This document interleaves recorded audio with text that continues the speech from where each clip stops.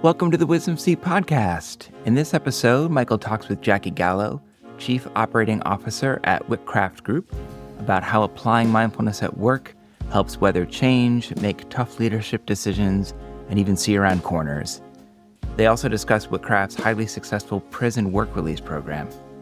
This episode was originally produced by Applied Mindfulness Training as part of their Mindful Voices series, and we're grateful for their partnership in sharing it here. You can learn more about their work at appliedmindfulnesstraining.org. Just give you a little overview of what we're trying to do, and then we can jump into our conversation. You know, as a meditator, you know that we spend a lot of time really, exploring how to do the practice in terms of the actual mindfulness awareness discipline, which is good. But at the end of the day, what it really comes down to is how do we bring that alive in our everyday lives? How do we apply that to everything from raising a family to, in your case, running a giant manufacturing business? So what these series of conversations in the podcast is about is really to speak to women and men who are working and have to some degree perfected how to apply mindfulness in their everyday lives. So that's kind of the overview.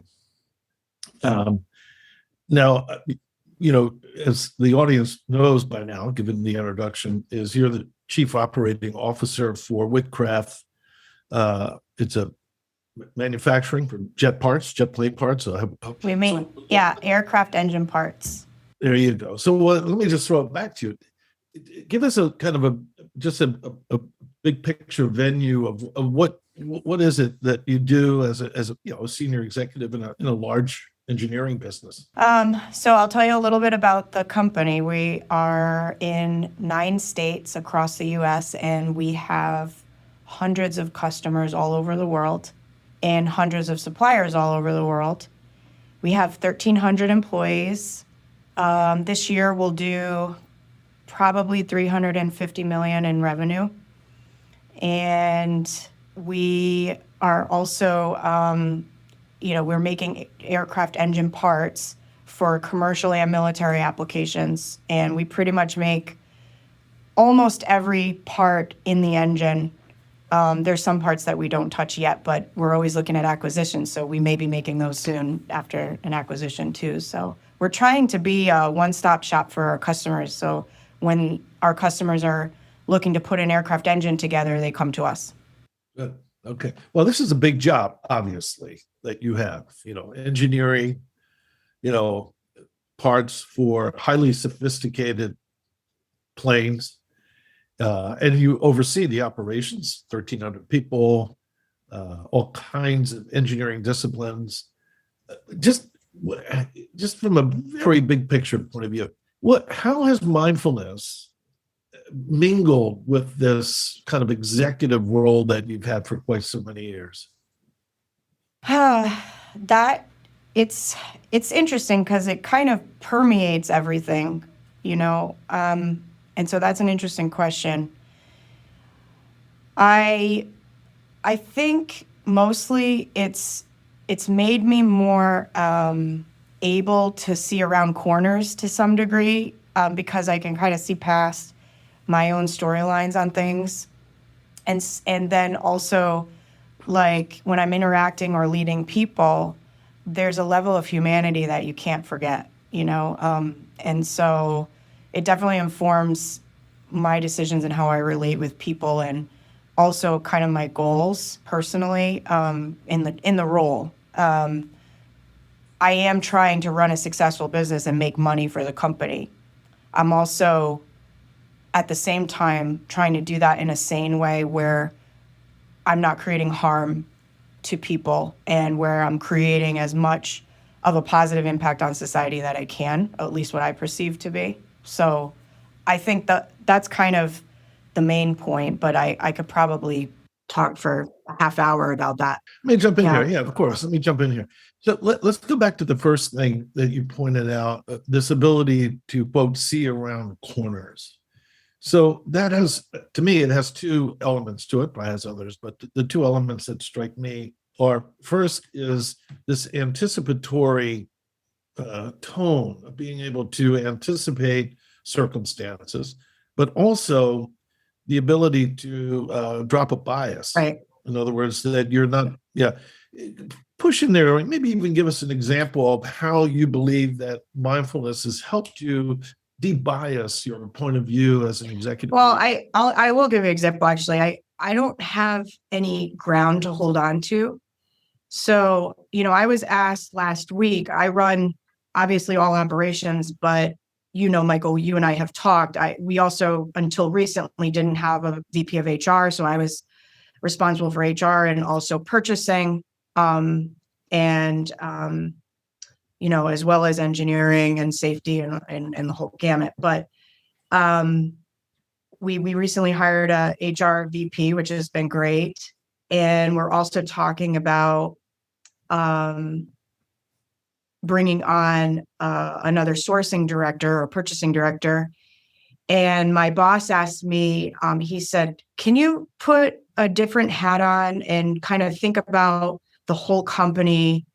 And he was kind of having this whole prep conversation with me. And I'm like, where are you going with this? And I said, you don't need to do all this. Just tell me what, but give me the punchline, and long story short is that he wanted me to consider allowing purchasing to report to our CFO instead of me, which I kind of saw coming. But I said to him, look, I have no ground to hang on to with this. I literally don't. I just want whatever's best for the company with this. And it's totally okay. Like, I'll work with, if it reports to him, reports to me, it's good. We'll work together and try to make it happen. I think if I didn't have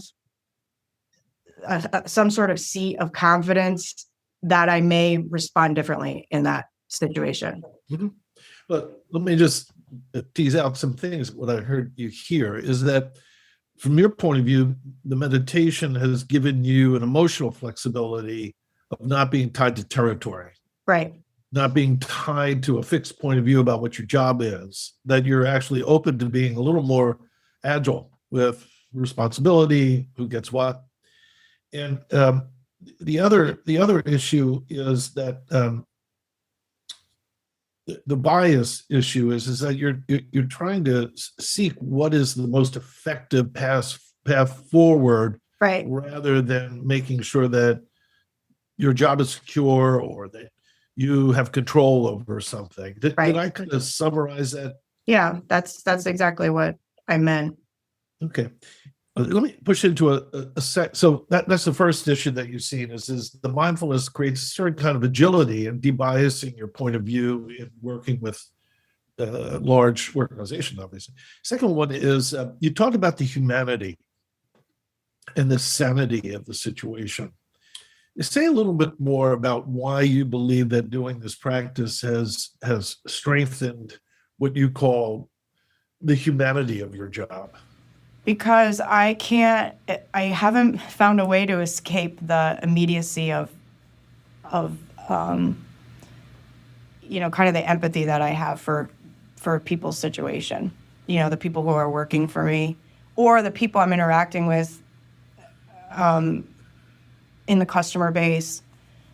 And I think through sitting and just kind of relating with my own humanity, it's hard to escape not relating to someone else's, or not relate to somebody else's. And so, yeah, I guess, I do a lot of work with a good example of what I'm talking about is just the work that I do with the prison. I know you know. Yeah, well, we're going to get to that. I'm going to get to that a little later, but go on. Yeah. But there's more than just that, and yeah, we will. I know you'll want to talk a little bit more about that. But I think realizing that the interactions that I'm having as a leader are affecting people's lives and their communities, and then also that there's a trace that's left from those interactions. And so there's a big responsibility that I feel like I have as a result of that. And again, I do think it's from sitting. and just really becoming aware of the broader picture of the the world that we're living in, or the people that we're interacting with. Sure. Well, two things there that I heard you say. One is, all too often in the mainstreaming of mindfulness, there's a lot of conversation about effectiveness, efficiency, stabilizing one's attention, focus, et cetera, et cetera. Oh, good stuff. But what it often overlooks, and I think you put your finger on it here, is in order to do this meditation for extended periods of time, you have to make friends with yourself. To some degree, you have to learn how to be kind to yourself. And what I heard you say is as I've gotten to know my own humanity through the practice, I see it in others. Yeah. Yeah, and that's a very traditional understanding of Maitri, this kindness that we show toward others. Did you want to say something on that? I think I interrupted you. No, Okay, cool. No, I think you're summarizing basically what I'm saying. So I think that's perfect. Yeah. The other issue that you said, which I think is important, is the downstream impact of your actions on people. Okay. That it isn't just getting the job done, it's also they go home to a family, they go home to they have to work with a team. Say a little bit more about, how does mindfulness help you take a bigger view of your impact on people, on systems, on the world? Well, I think when I sit, I notice we just talked about Maitri, so that's sort of my internal situation. But just becoming aware of the bigger, broader awareness of space and, when I'm sitting, and then my own kind of internal process gets a lot smaller, right? Because I notice that I'm thinking, you go back to your breath and that kind of thing. And I think that really does develop an ability to be aware of a broader picture. I can't help but, notice, like we just went through COVID and we had to do layoffs. We had to reduce our workforce. We were 1,800 people. We had to lay off 500 people. I personally had to have many of those conversations with people I have been working with for many years and who I felt responsible for. And so it was really important to me to, I knew we had to do it and we had no choice. And so was really thinking about those people and, when they go back home, what they're going to tell their families and how they will continue to survive and even maybe thrive. Is there a way that we could do this that isn't just about the bottom line, but sort of helps give them some sort of softer landing, not just financially, but emotionally? And so I think that awareness of the interconnectedness with their family and how they're impacting society, it caused me to create a script for my managers where I was like, you don't have to read this line for line, but here's some things to consider. First of all, we want to honor the service that they've done and contributed to us over the years, and I want that acknowledged. And secondly, I want them to understand that this isn't their fault. It's not anybody's fault that, we had this pandemic. So I really want that message to get across in whatever language that makes sense to you. And we want to make sure that we connect them with the government and that we're active in trying to help them get the whatever funds they need on the backside of this. And please go above and beyond what you think is your job, and that kind of thing. So that's kind of what I mean. No, it's beautiful. Thank you. As you know, I'm an HR guy. I've had to have fired, I don't know, probably a few thousand people have been involved with it, just like you have been. And it is a very powerful situation, where people feel exposed. And, the ability to, it's funny when I say to people, well, I fire people. I've fired a lot of people and I do it pretty well. People immediately go, dude, how can you do that? Well, exactly what you just described is that how do you treat people with respect? And how do you appreciate their dignity? And how do you create an atmosphere where they feel appreciated for who they are? Often what I've found in these situations is people want to run away from it. Managers want to run away. The people who have to bring that message, because it's hard to stay in there. Yeah, exactly. And so I did also, like, when we went through this, we did a lot of meetings with the managers, just support meetings. Like, what are you guys feeling? Are you anxious about any of these conversations? What would be helpful? Is there any information that you think you need? And I'm sorry that we have to go through this. Yeah. Well, like you, I tied my practice, my sitting meditation practice, directly to those instincts. Obviously, there's a lot of great people out there who do great work, who don't sit meditation at all, who also feel the way we feel. It's not as if meditation did this, but it sure unleashes this sense of appreciation for others' humanity.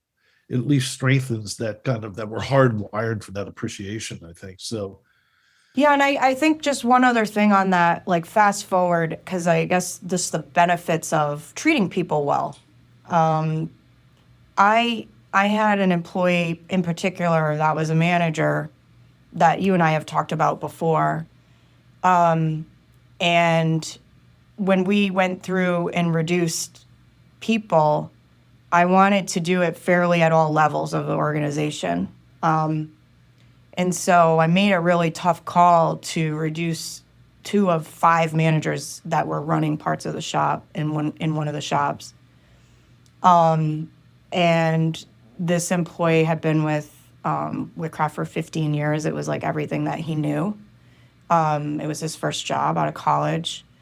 And I had, many years of coaching him and guiding him and supporting him. And we let him go, and he was really devastated. And we actually just hired him back.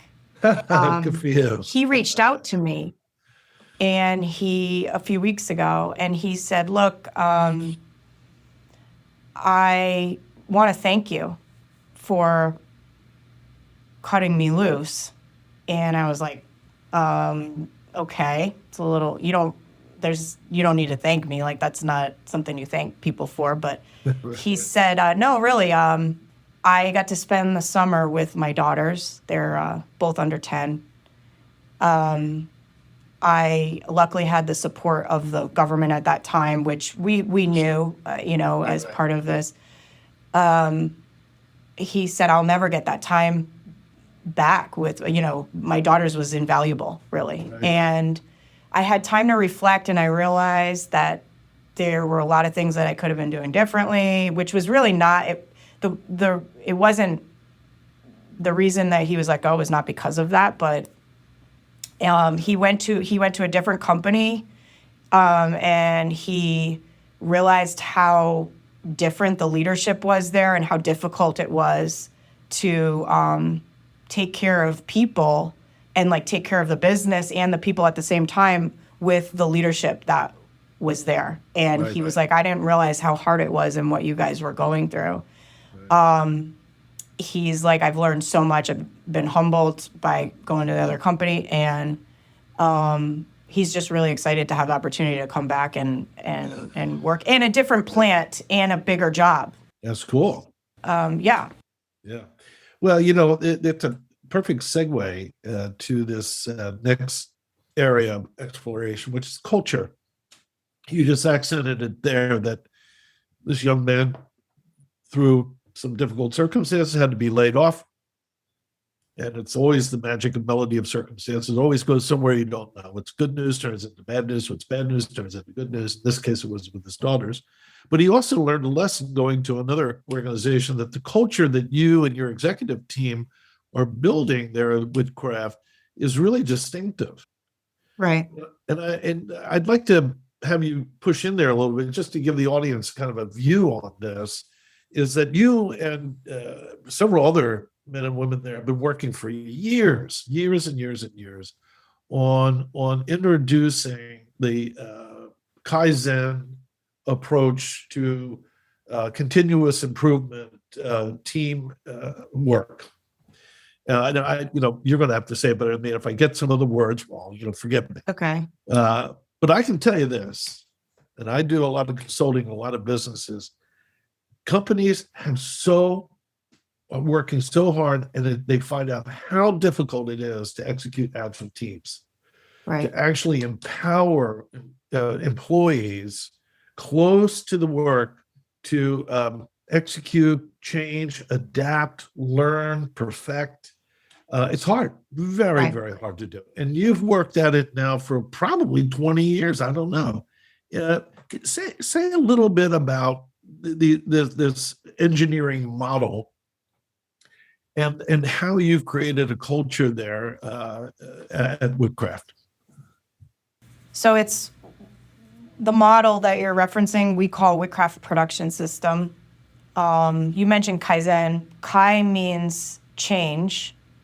And Zen, I know we all know Zen from Buddhism, but the interpretation of the Japanese sensei that we work with is for the betterment and good of others.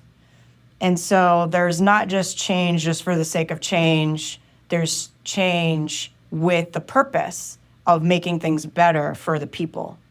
And so the center of the system is the people that are making parts. And we push to let people try things, which is like really, I guess, an outrageous idea. So it's really opposite, right? And in engineering, even in school, you're taught like you plan everything out and then you take a test and you pass or you fail. In our way of doing it, that way is slow and fancy, and you win or lose. In our way, we do quick and dirty trials, and you learn right away. You get feedback by doing, iterating, and doing. So the thought process is, like in a traditional engineering world, you might spend, 6 months designing something on the computer and another 6 months building it. And so a year later, you find out whether it works or not. In our way, you don't design it on the computer. You mock it up with cardboard or materials that are available, and you know whether, the concept will work within a couple days. And then you turn that into real. And then it inevitably doesn't work. And so you get feedback from reality. And then that way the person learns by doing. And so that's one element of what we do, but that touches the cultural piece. The Whitcraft production system has lots of different elements and different ways and things that we do and that we facilitate in order to create a growing and learning culture and environment in an innovative company. But that's I think that's the essence of the culture piece of it. This idea of experimenting and agilely adapting, I think, is one of the emerging dynamics of this century's business models. I think a lot of what's happening in China is really revolves around that model versus the typical European production model, so to speak. So it's shifting. But let me push in about the culture issue, though. Getting men and women to buy into experimentation rather than being instructed on what to do, for them to look to hierarchy to tell me what to do, but instead of them being empowered to experiment in an organized manner. Yeah. How did you do that? That part's not easy because everybody's different, but a lot of training, we do classroom training and stuff with people to get their minds sort of groomed, or I've heard you say combing the hair kind of thing. Right. We do a lot of combing the hair to prepare people, and then we structure time for a week or a day or 3 days, and we put people together and we take them out of their normal routine or their normal job, and they look at a process, and then we push them to work together to come to a solution. So some people jump in right away, and some people don't. I've found with like those who don't, sometimes they kind of want to wait and see a little bit, and so they'll come along over time. But usually once there's some momentum built, like it's fun. People actually like it. Right. You know, it's scary because they don't want to fail because they've been taught that's no good. But we say that it's only a failure if you don't learn from it, right? It's kind of a cliche, but it's only a failure if that's the end, and it's not ever the end because we're still alive and we're here. So we have to continue to learn and grow. It's interesting in the pharmaceutical industry, in upstream drug development, they have a saying that's fail fast. You want to fail fast. Right. Yeah, just fail fast. Fail a lot, fail fast. Not a lot, but fail quickly so that you learn quickly. Is this molecule going to do X, Y, Z, D, and E? And if it does, it will do this. So this ability to experiment. Now, there's just so much in the marketplace right now about how to, particularly in creative businesses, how do you help people come up with new art forms or new branding? How do you understand a market that's constantly changing, appealing to it differently? There's a lot of organic change going on there, but not as disciplined as in, let's say, computer programming or in terms of engineering parts. But this dynamic of empowering colleagues to work with one another in order to accelerate excellence is really an emerging dynamic in society right now, in businesses. A lot of companies they all say the right thing, right? But they don't know how to execute what you guys have really perfected there. So I just, the culture is the key in my mind, because when I walked around down there on the floor of your place many years ago, I could see people all excited about reporting that they were able to trim back their quality accuracy from 99.7. Now they got it up to 99.8. Boom. Right. They're excited. Say more about that energy that you experience in your staff. There's a lot to it because it's creating an environment of where people can jump in and try. I think part of why companies fail or they try to do it but don't follow through is there's a lot of decision points where traditional thinking will take you down a different path than this jump in, try it path. And what I mean by that is, like, for example, if you analyzed the cost of a particular project of making a new product, and you said, okay, I need to make X, Y, and Z fixture to hold the part so that I can make the part to deliver to the customer. That's going to cost me, $300,000 and 6 months of labor and, on and on. And you might decide not to do it. In our way, it's like, well, we're just going to jump in and try it because this is a growth opportunity for us, and we know that we're going to get the cost down. It's not a leading factor. It's kind of a lagging factor. The leading factor is that we know we have built the muscle that can rip out cost and get to whatever target it is that we want to set, for the team, and make it happen. And we know we can do it fast. The other piece of it, though, that I want to mention is we spend a lot of time what we call infiltrating the organization. So just practically speaking, if people want to start down a journey of Kaizen or continuous improvement, as is a more common word that people use, we started in each of our shops, we have people that are dedicated just to doing continuous improvement. They're what we call Kaizen promotion office, which again, traditional thinking, you're adding indirect cost. So somebody who, a CFO might say, why am I adding that? There's no value to that. You have to get past that and see the value, not just in the what's possible that you can't quantify because you actually don't know, because there's breakthroughs that happen that you have to be willing to wait and see, kind of thing. And also, there's value in that those people, you train them on these techniques, and then we move them into roles on the shop floor, leadership roles, and they infiltrate the organization with this kind of thinking. And that's also kind of a key to this. Yeah, I could go on. I could go on here and talk forever because I love this stuff. What I'm hearing you say is, if you use a cost analysis model here, you would never build this talent muscle. Right. It would just look.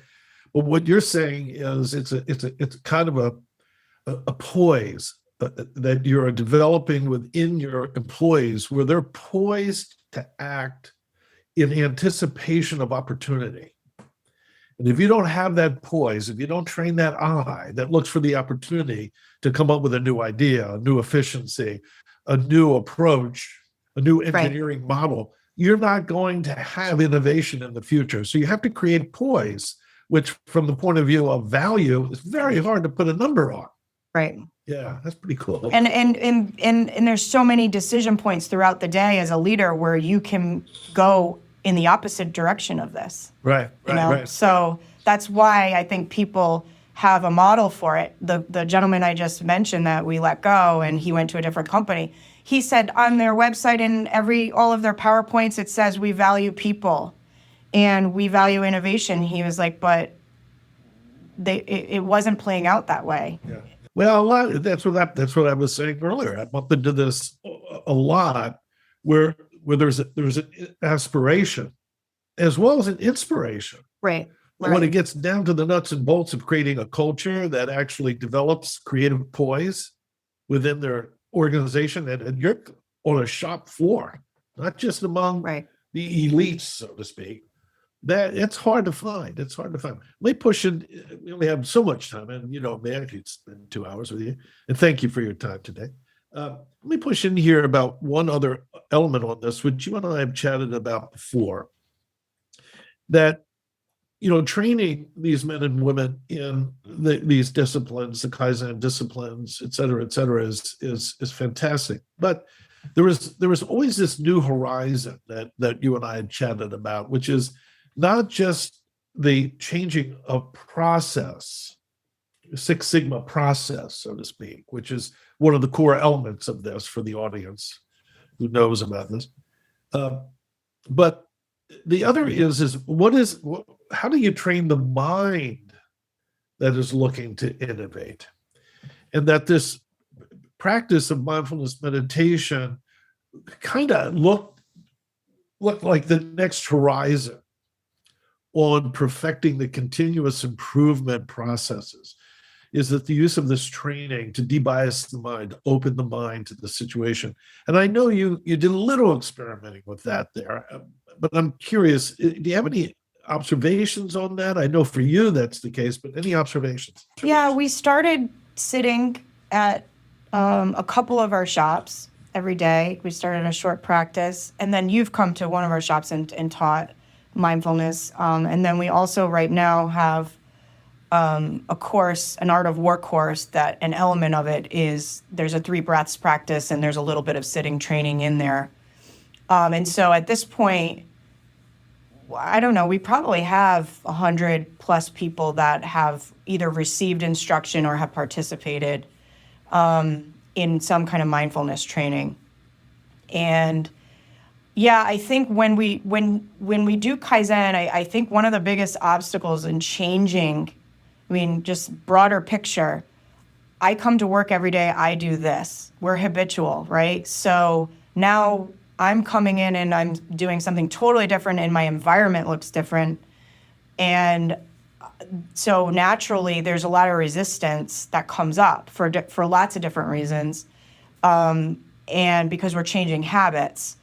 And so I think the sitting, it really helps.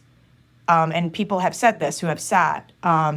They go, this really ties it all together for me. I get it now because I realize that if somebody comes in and says, like, I want you guys to figure out how to rearrange this whole line so that you can make a good part in 10 minutes instead of 30 minutes, but they have to change what they do physically every day as a result of that, their first thing is, yeah, but, that's not going to work. And there may be engineers or leaders of that area who feel ashamed that they didn't figure that out for themselves. So all their emotional stuff comes up and they'll feel resistant to it. But I think if they sit, they realize that that's just their stuff and it's not really a big deal. That's natural. And we point that out too. We're like, look, we know this is gonna feel kind of gross at first. Gross. That's funny. But after a while, like, you realize, oh, I can let go of all that because something really cool comes up out of this, and it's fun. Yeah. Well, yeah, I'm going to move on to a different topic in about 30 seconds, but this is a key issue. One of the things I'm finding in working, and as you know, I get to work in so many cool environments, from the creative to banking to manufacturing to pharmaceutical scientific settings. One of the there's two core dynamics that all of these settings are seeking to instill. One is confidence, that people can feel confident in how they engage on uncertainty, in challenges, etc. But the other is agility. Right. Is that they can adapt. They can learn, adapt, execute, pull back. And what I've heard you say throughout this is this agility. You haven't used the word, so I'm sorry for inflicting it on you, but I'm hearing that this meditation actually cultivates this agility, whether it's seeing around corners, debiasing, in this case, noticing where your emotions may be actually holding you back from actually seeing the situation clearly. Right. So this is, this agility is. There's a muscle that we're building. Yeah. Yeah. And the other one too, I think, is endurance. Okay. Say more. So and maybe it touches on the poise piece too, but you develop the ability to kind of not freak out all the time, especially when doing change like this. So our employees too, they develop this endurance because they know we're gonna keep doing that. We're gonna keep changing everything all the time. So you kind of develop, you get used to change is the normal, right? So, and the physical change, the improvement change, the business process change, whatever it is, they develop some endurance for that kind of change. And there is a distinct difference because we acquire lots of companies, and we've acquired companies that, were run by the same owner for 25 years and they were successful companies. The people, you do notice a difference in their ability to take in change and kind of endure it. And also their agility, like you mentioned. But that endurance is important because it becomes a part of the climate, like they have to be able to. And that's what keeps us competitive and why we keep winning work. Yeah. Well, it's very interesting. The notion of endurance as a key ingredients to agility, because, as I always say, is agility is a potency. Fundamentally, it's a potency, and that potency is the endurance that you're talking about. That you're always available to adapt, and that availability is the endurance that you're talking about, which is and it's sort of like, okay, let's try it. Yeah. Like they get to let's try it, rather than, oh my God, you just changed my workspace. Right. I can't believe it. I'm going home for the day. Like, and in that environment, that the latter example, that kind of company, in my opinion, won't survive over the next 20 years because it's just too competitive. Yeah. It sure feels that way, that if you don't, I see it a lot in banking, back office programming. You have to adapt to the customer. If you have financial instruments or financial products, you have to constantly adapt. And if you have programmers or a bunch of systems people who are saying, no, you must keep to this standard all the time, you're not adapting. You're getting your lunch eaten every day. All right. Now, one little point there. I did mention Six Sigma when I was just moving in our conversation. When I mentioned it, I noticed that you kind of went pull back. But my sense was that the Six Sigma disciplines, of which you are a triple dipple purple belt, I think, if I'm correct, those disciplines are also woven into the way you guys do continuous improvement. Is that correct? Yeah, the reason I pull back is because it's a different. I think people associate that with data and like analyzing things over long periods of time. So in some ways, they may perceive that different from what I was describing, which is jumping in and trying things. So sometimes, depending on what people know about Six Sigma or Kaizen or Lean, they might confuse those two things. But that's like another hour-long session. Yeah, that's like inside baseball. But it is a part of, understanding the current state of the situation and collecting data and that kind of thing. Yeah, certainly is a part of it. Yeah. All right, thank you. Okay, I read that pull back there and I wanted to get clarity, so thank you. Okay, so let's now move on to this final topic, which is the work you've been doing, which is, to me, so exciting, and I can tell you're cheered up already by me bringing it up, is how you're working in Connecticut with the Connecticut correctional institutions in being able to train prison inmates in these disciplines, help them actually come to work and prepare themselves to be well employed when they leave, when they complete their sentences. Tell me a little bit about how this came about and where it is. This came about in 2018. We have a site in Newburyport, Mass., which is just outside of Boston, that has worked with the local prison before that for several years and had what is called a work release program, where prisoners get released during the day on a furlough and they work, and then they get brought back to the prison at the end of the shift. They had successfully done it for a few years. I was running one of our biggest shops in Connecticut in 2018, and I was inspired by the idea. I thought it made a lot of business sense, but also personally, I just have found it heartbreaking that the situation and the conditions that people are released back into society after being incarcerated. And I really wanted to help. So I reached out I had to do a bunch of research because I actually didn't even know what Connecticut prisons there were or whatever. But I reached out just through like regular website, like an info at, whatever the prison was.com.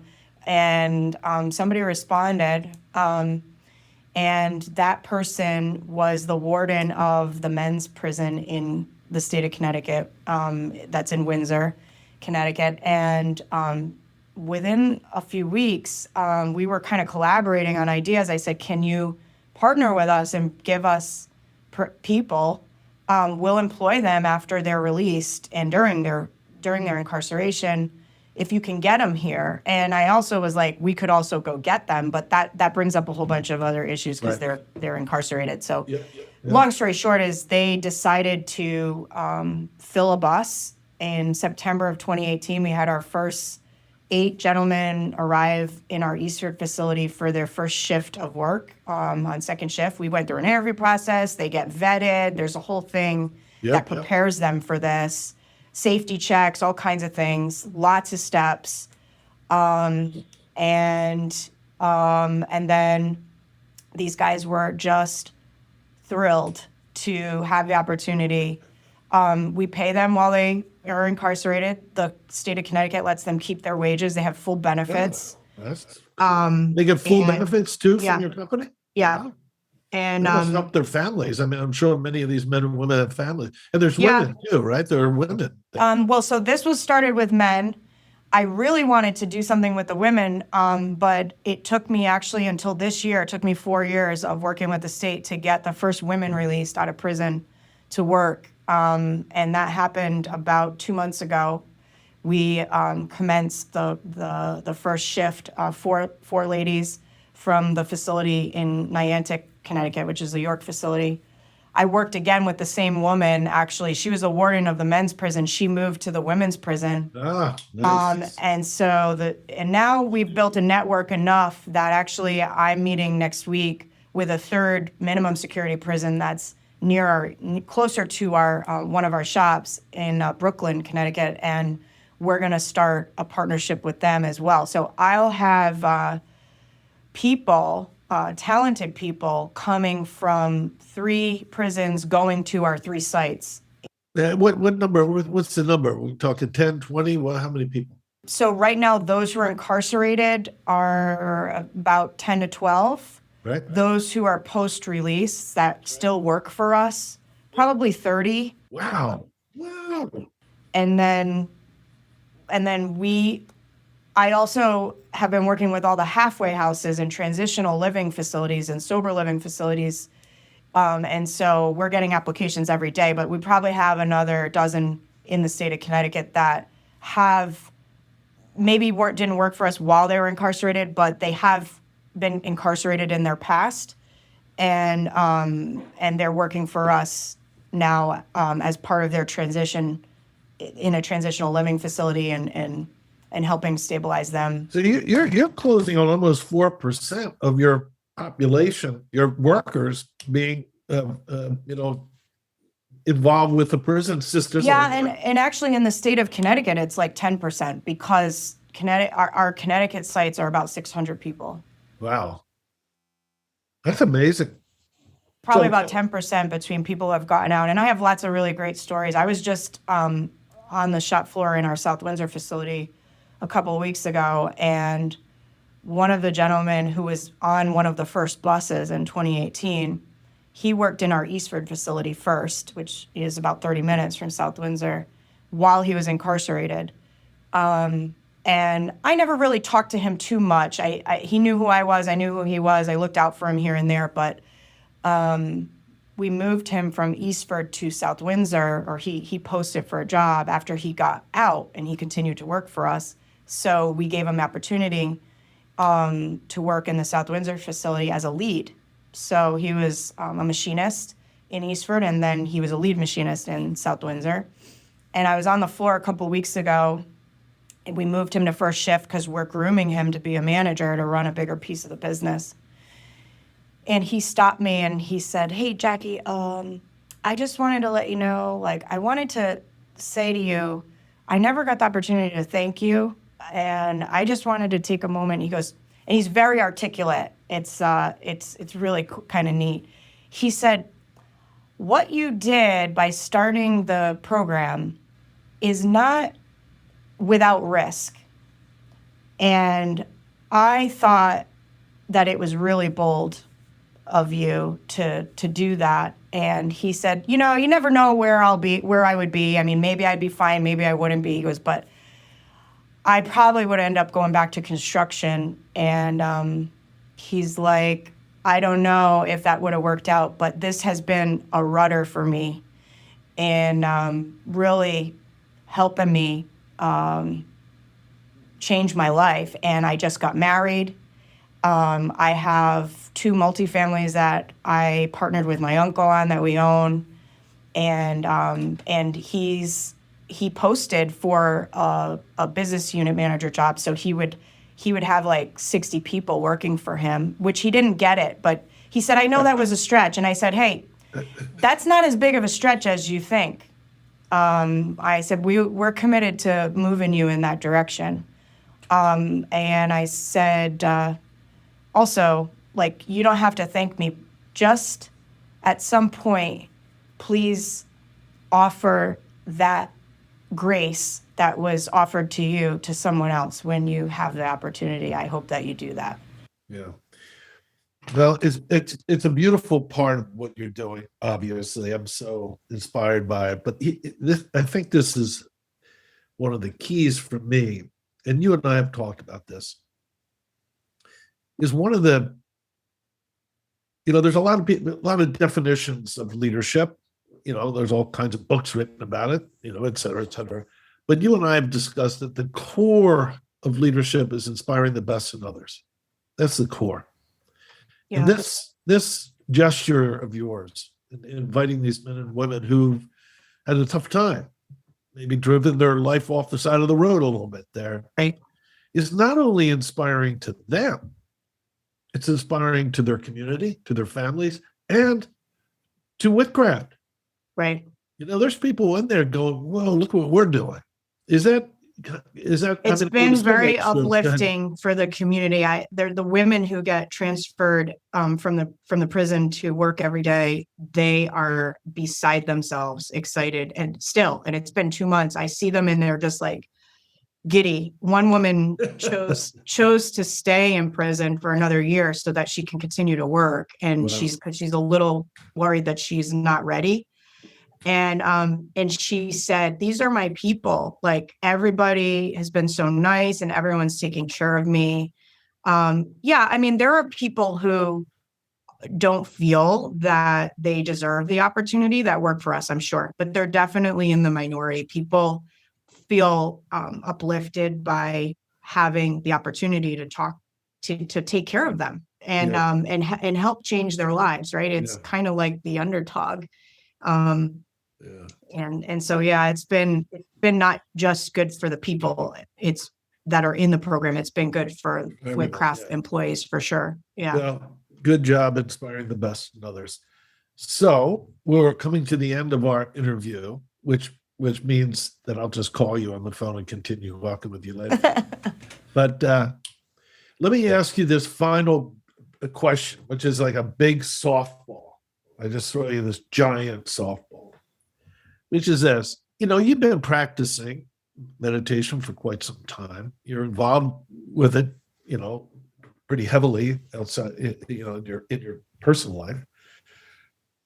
And you also are leading, obviously, a very large organization, and you have a lot of experience. So there's a lot of people who are listening to this podcast, and theoretically, there's going to be a lot of people in the future listening to the podcast. And I ask you this question.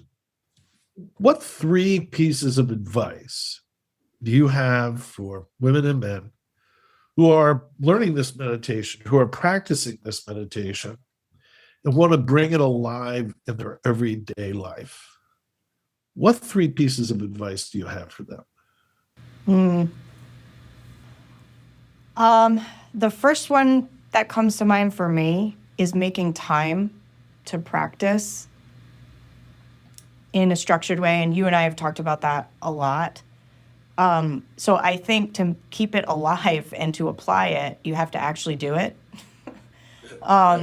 which can be very, very challenging when, with everything that's going on in life. It's not just me because I'm running a big organization. I know that that's the case for a lot of people. For me, a lot of people have little children. They have family. They got stuff. It's hard. Yeah. So I found somebody gave me a piece of advice on that, which was obviously if you can do just like a quick 10 minutes a day, that's great. But somebody said, look, if you can only do it on the weekends, then do a half hour on the weekends and stick with that.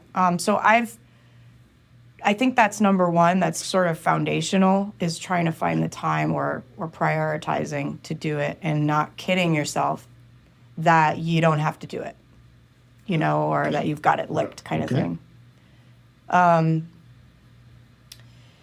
I think in terms of like applying it, I guess a second piece of advice, and this is sort of applying to maybe more me as a leader and change, if you're leading change and transforming and that kind of thing. Practicing listening, very empathetically listening. And we talked about Maitri at the beginning. I think if it's really easy when leading change and trying to create a innovation in a culture to kind of bulldoze people. And I think the applied mindfulness piece of it is, how do I really take in the resistance or the whatever it is that's an obstacle to the direction that I'm going? And I do think that's hard to do skillfully. And so I think the advice is like really not kidding yourself. Be honest about the reality of that person's view. That person operates and lives in the world, and they're valuable. They have to come along. And so I think without that, you can create a lot of destruction. Yeah. Well, two things there before you give us your third one. This ability to listen is not just with your ears, it's with your presence. Right. And it's about being fully available to the person. The other observation I'm making, and I've learned this over many, many years of doing leadership development, is there's no change unless there is resistance. Resistance, if you have no resistance, then it's status quo. Right. So for leaders, one must understand that resistance, whether it's within the personnel, whether it's within the budget, whether it's within the actual material that you're trying to make a part, whether it's within the vendor or whatever, that resistance is absolutely key to change. It's not a problem, it's the path, So being able to open to it, be available to it, learn from it is what I hear you saying. So thank you. Yeah, absolutely. What's your third one? The third one is I think it's easy to be real excited about mindfulness and try to inflict it on people, to use your words, especially if you're a leader. Right. Or a manager, like a traditional manager. I mean, we consider everybody a leader in our organization, really. But if you have people reporting to you, so I guess the third piece I would have is like, yeah, it's really exciting at first, and you might want to sell it to everybody. I found that to be really difficult, and I've kind of, bumped my head against the wall here and there in conversations where I've tried to do that. So I think I've learned the hard way of this myself. But it's something that I think is very personal of a decision, for people to sit or not sit or be inspired by this. But I think the way to inspire it is what you just mentioned, which is your way of being. And then just patiently, if people are interested, great. And if not, that's great too, because I'm kind of just doing my thing. And if it works out, cool. And if it doesn't, that's also cool. So I think my third piece is just not to push it, to inflict it on people. Well, you and I have chatted about this. There is, with mindfulness becoming so popular, there is this programmatic introduction of the practice in organizations, which all the research shows there's not a stick rate there. If you go to a program, because everyone has to go or something, where I've found a lot of the success is with self-organizing elements. I'm thinking of a pharmaceutical company who I won't name it, but there were several statisticians and it was in an oncology group who they just noticed they were meditators. And they formed a little group. They invited me and some other people over time to come in and do it. Before you knew it, they had a couple hundred people wanting to do meditation at this facility. But it organically developed versus inflicting kind of thing. So thank you for that third point. Any final remarks you'd like to make before we close? Just thanks for taking the time and it's always nice to talk to you and catch up and thanks for giving me the opportunity to talk about this because I'm super passionate about it. Sorry that we ran out of time, actually. Yeah. Well, we're a little over. I think they can edit my voice out so that we don't get that way too much. But no, thank you. And I really do want to thank you on behalf of so many people whose lives you've touched and inspired, because I know that's the case. These inmates, as well as the employees who know the difference, as you said earlier, that when they go to another facility, they go, "Oh, I see what they were doing over there." Yeah. So thank you for that kind of work. So we all appreciate it.